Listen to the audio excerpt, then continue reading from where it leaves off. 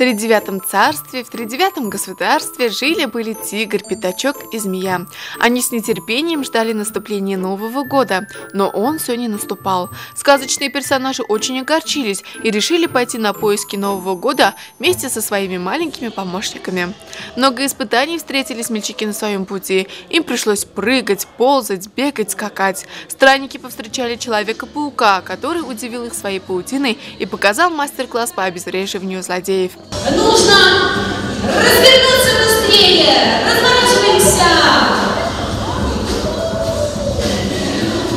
Но и Человек-паук не смог помочь змее и ее команде отыскать Новый год.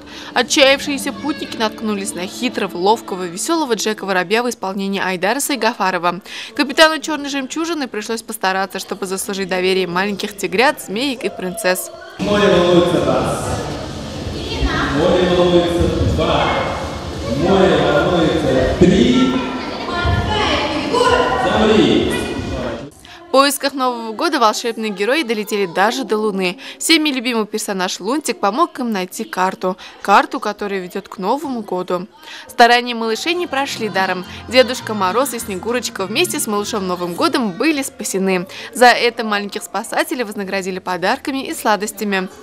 Новогоднее представление – результат стараний молодежного профессионального совета Кедр Башкирского государственного педагогического университета имени Мифтахиддина Акмуллы. Несмотря на пару зачетов и экзаменов, студенты-активисты нашли время для организации детского праздника. В будущем планируется, что детский клуб «Моряк» будет обучающим клубом. То есть не только отдыхают, где будут отдыхать дети, развиваться, но и обучаться, конечно же.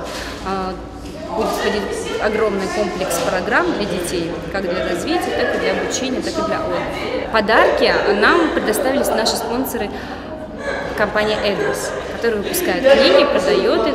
Вот, дети очень были рады таким подаркам, так как они являлись не сладкими, как обычно, а именно обучающими, развивающими книжечками.